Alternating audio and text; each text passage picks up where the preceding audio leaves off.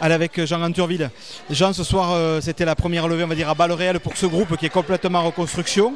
Avant de parler plus en détail du match, beaucoup de jeunes joueurs alignés ce soir. Oui, énormément, mais avec beaucoup de satisfaction pour nous.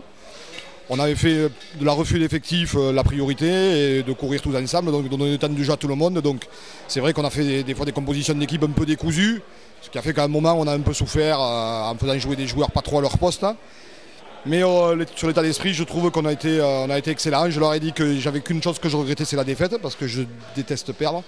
Mais après, je suis rassuré sur le potentiel de cette équipe. En sachant qu'on a encore pas mal de joueurs à rentrer, je crois qu'on a de beaux jours devant nous. La maturité, comment on va acquérir la maturité dans ce groupe qui est jeune? Eh bien, on va profiter des fautes qu'on a fait aujourd'hui, en parler ensemble. Et voilà, j'ai vu plein de choses qui ne calent pas avec le résultat. On est plein d'enthousiasme, on court partout, on est un peu des fois désordonné, mais bon, ça c'est la jeunesse, ça s'apprend.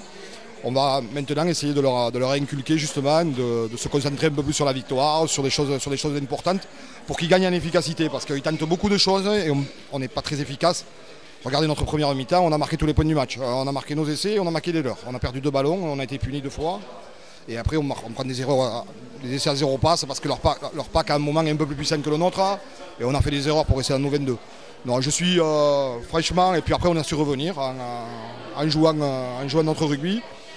Et franchement, avec le peu de travail rugbystique qu'on a, enfin de vécu rugbystique qu'on a, je suis même surpris de notre performance. Alors justement, comment ça marche, entre guillemets, la reconstruction côté Racing? Parce que c'est vrai que c'est toujours difficile de construire dans ce contexte-là.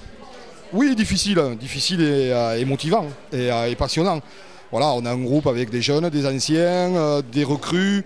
Mais vous avez pu le voir, aujourd'hui l'état d'esprit était bon. Donc déjà là-dessus, c'est une première victoire pour nous. Il faut qu'on garde cet enthousiasme, cet état d'esprit jusqu'à la fin de la saison. Parce que comme je l'ai dit précédemment, il faut un état d'esprit pour faire des grandes performances. Eugène Enzi, ça va être un de vos papas, ça va être un des relais entraîneurs, joueurs sur le terrain, parce qu'on l'a vu quand même beaucoup parler en première mi-temps.